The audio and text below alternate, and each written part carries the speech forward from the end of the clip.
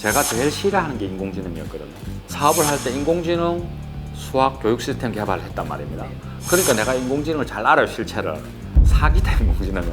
그래서 제가 안티 AI였다니까요. 2등 정도는 나오지 않을까 정도 예상했는데 약간 충격적인 결과는 1등, 2등, 3등 다 했단 말입니다. 근데 왜 자꾸 이걸 심리적 저항이 오느냐면 법률 인공지능을 터미네이터라고 생각하기 때문에 그래요. 원래 기술이라는 게 짧으면 10년, 길면 30년 좀 서서히 이렇게 발전되는 거거든요.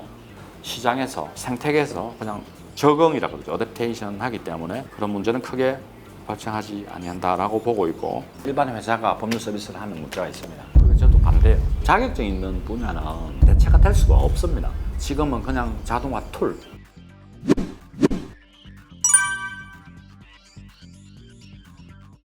이걸 통해서 시민들은 당연히 이런 어떤 기술을 이용해서 자기가 법적인 질문에 대한 갈증을 해소했기 때문에 당연히 그런 문화를 키우는데 코로나가 도움이 됐다고 볼 수 있고, 변호사들조차도 코로나 때 대면 상담이라는 게 많이 줄고 좀 휴지기가 있었지 않습니까? 두세 달 동안 현장에서 뛰고 있는 변호사님들도 줌 같은 걸 이용해서 화상회의를 하고 화상 교육을 하고 이런 게 급속도로 퍼진 걸 보면서 앞으로 미래도 이런 부분이 커지지 않을까라는 인식의 환기의 하나의 계기가 되었다라고 보고 있습니다.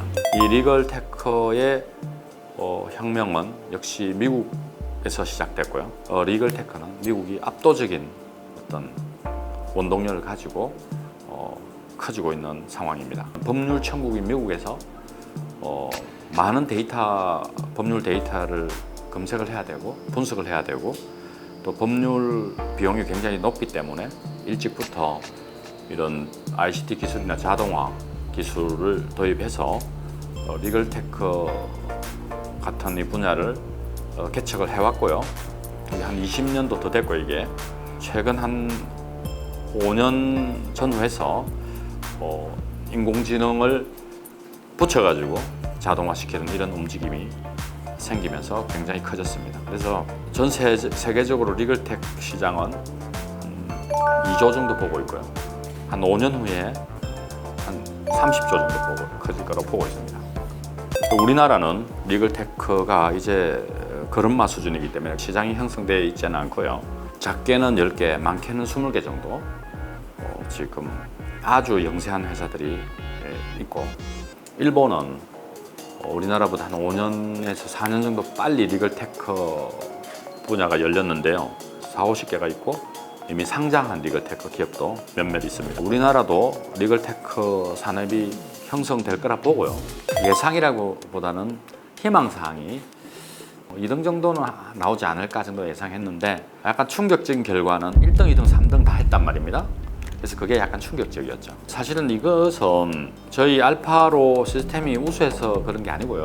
시간을 작게 줬기 때문에 인간이 읽고 검토하고 판단하는데 시간 부족이라는 게 총평이었어요. 시간을 한 2배 정도 더 줬으면 어떻게 될지 사실 예상하기 힘든 거였고, 일종의 튜링 테스트를 했다.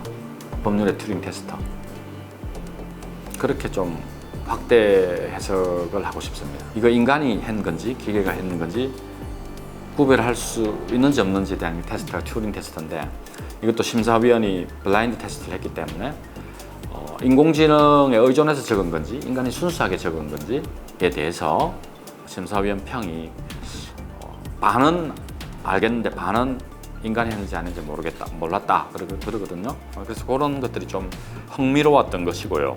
그러면 이제 이 알파로라는 게 법률 인공지능의 어떻게 보면 꽃인데 문서를 독해하는 기술이기 때문에 변호사가 하는 일 바로 그 자체가 문서를 읽고 이해하고 쓰는 거지 않습니까?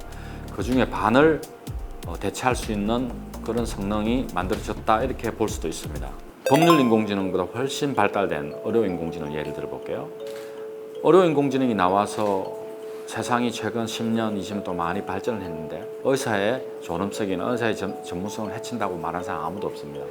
초음파 검사기부터 최첨단 CT기, 이런 거 MRI를 쓰지 않습니까? 그걸 쓰는 데 대해서 아무도 불만이 없는 이유는 그 어떤 기술이 궁극적으로 시민들을 복되게 하기 때문에 이것도 마찬가지 법률도 지금 우리가 상상하는 인간의 존엄성의 전문성을 훼손하는 수준의 그 기술은 먼 미래의 일이고 심적으로 좀 두려워하고 있는 거죠. 근데 지금의 기술은 인간의 어떤 지식 처리를 도와주는 보조 툴. 쉽게 말하면 병원에 가서 초음파 기계나 영상 장치나 뭐 CT 같은 게 인간 의사들 진단에 도움을 주지 않습니까? 변호사의 그런 전문성을 훼손한다기보다는 전문성을 발휘하는 데 도움이 된다고 봐야 됩니다. 원래 기술이라는 게 짧으면 10년, 길면 30년 좀 서서히 이렇게 발전되는 거거든요. 그래서 그런 거는 시장에서, 생태계에서 그냥 적응이라고 그러죠. 어댑테이션 하기 때문에 그런 문제는 크게 발생하지 아니한다라고 보고 있고, 미국에서도 10년 전, 20년 전 굉장히 논쟁이 심했었고, 지금은 오히려 변호사들이 너무너무 자동화된 이 소프트웨어를 좋아하고 많이 쓴다, 역으로. 그래서 어느 사회든 그런 일시적 충격은 온다고 보고 있습니다. 기술 기반의 법률 서비스가 어떤 형식으로 진화가 되면서 이런 문제가 계속 드러나고 있는데, 최근에도 이 문제가 이슈가 되고 있습니다. 법상으로 약간 해석의 여지가 있지만 어쨌든 변호사를 소개해주고 또 그런 소개나 알선의 행위에 어떤 수수료를 받는 것은 어쨌든 간에 실정법 위반이기 때문에 4차 산업혁명의 어떤 흐름에 법률을 개정해야 된다는 그런 움직임도 있습니다. 리걸 테크 서비스는 법률 인공지능 혹은 인공지능 서비스하고 일대일 배치되는 개념은 아니고요. 많은 지금 스타트업들이 기술을 법률 서비스에 융합을 시켜서 리걸 테크의 형태로 서비스를 하려고 하는 움직임이 있는데, 그건 케이스 바이 케이스로 따져봐야 하는 겁니다. 원래 저는 전공이 없어요. 사실은 아는 게 없다는 말이죠. 얕은 지식으로 광범위하게 알 뿐이고, 단지 이것저것 어릴 때 많이 구경을 했기 때문에 정치, 경제, 사회, 문화, 뭐 이공계 학문들이 대충 조금 맛을 본 상태라서 트랜스폼 하기가 되기 전에 몸이 가벼운 상태였었어요. 그다음 법률을 왜 하느냐라도 마찬가지. 제가 미국에 있을 때 미국이 절대 할 수 없는 영역을 찾다 보니까 전문가 시스템, 의료 인공지능, 법률 인공지능 이런 거였는데, 우연히 법률 전문가를 만나면서 그게 눈을 떴고요. 2005년 전후에서 딥러닝이 제가 미국에 있을 때 발표가 되거든요. 그때 저는 충격을 많이 받고요. 제가 제일 싫어하는 게 인공지능이었거든요. 이게 그 완전 반전이죠. 사업을 할 때 인공지능 수학 교육 시스템 개발을 했단 말입니다. 그러니까 내가 인공지능을 잘 알아요, 실체를. 사기다, 인공지능은. 그래서 제가 안티 AI였다니까요. 미국에서 딥러닝 발표 나고 아주 극소수 학자들이 연구를 하고 있을 때, 그때 그 살짝 드는 소문이 딥러닝은 예전의 신경망하고 다르다라는 소문이죠. 이렇게 할 게 아니고 바로 이 혁명의 물결에 동참해야 된다, 이런 그게 마음이 있었고, 저희 연구소에서 개발한 것들은 법률 인공지능 추론 기술이 메인이고요. 뮤렉스라는 법률 검색 및 추천하는 엔진이 하나 있고요. 법률 메카라는 자연어 처리 기반의 플랫폼이 하나 있습니다. 법률 질의응답을 할 수 있는 플랫폼. 그럼 세 번째가 알파로 계약서 분석기.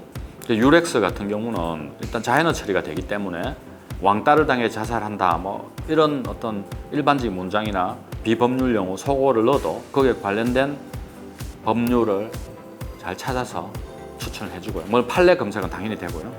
어떤 조항에 해당되는 것까지 추천을 해주는, 그래서 정밀 추천 기능까지 탑재되어 있어서 변호사뿐만 아니라 일반인도 편하게 쓸 수 있게끔 그렇게 만들어져 있어요. 플랫폼 법률 메카 같은 경우는 최근 6개월 동안에 이거 베타인데 사용자들이 폭발적으로 증가했는데, 그게 코로나 때문에 언택티드 상태에서 실시간 상담할 수 있는 그런 플랫폼을 사람들이 찾기 시작했고, 그게 여기 좀 최적화되어 있어서 그런 영향이 아닐까 이렇게 생각을 하고 있고요. 지금까지 나온 법률 리걸테크 플랫폼들은 변호사 소개해주는 거, 이런 거 위주로 되어 있는 유사 사례를 추천을 잘 해줍니다. 그리고 질의응답을 남기면 굉장히 빠른 속도로 변호사의 답을 할 수 있게끔 그 플랫폼화 되어 있어서 앞으로 비대면 상담 문화가 연결돼서 이런 부분이 좀 활성화될 거라고 보고 있습니다. 그래서 지금도 각 기업에서 계약서 분석기 개발해달라는 문의가 오고 있기 때문에 지금 계속 어떤 식으로 이걸 발전시켜야 될지 고민 중에 있고요. 더 성능 고도화를 시키기 위해서 연구를 많이 하고 있습니다. 최종 목표라고 하긴 좀 그렇고요. 중장기적인 전략을 말씀드리면 일단 우리나라가 리글테크 산업이 아주 초기 상태에 있기 때문에 학술적으로는 법률 인공지능 혹은 전산법률학이라고 하는데 이걸 조금 붐을 일으키는 쪽으로 좀 생각을 하고 있습니다. 그래서 이런 제가 연구하고 했거나 또 가지고 있는 노하우와 지식을 좀 공유하기 위해서 법률 인공지능 아카데미나 로스쿨하고 연계해서 그런 학술대를 많이 열고 싶고요. 그걸 통해서 많은 젊은 변호사들 혹은 청년 변호사들이 이쪽 분야에 관심을 가질 수 있는 어떤 인프라를 만들고 그건 10년 동안 저 혼자 외롭게 그냥 이렇게 살아온 거지만은 이제는 그런 생태계가 만들어지면 경쟁이 붙고 또 매출이 올라가고 상장하는 기업이 생기고 생태계가 만들어지고 이렇게 흘러갈 거라고 봅니다. 또 사적으로 보면 우리 회사가 더 커져가지고 일본에 충분히 경쟁력을 갖추고 수출할 수 있는 기업이 되고자 노력하는 것, 이게 중장기적 플랜입니다.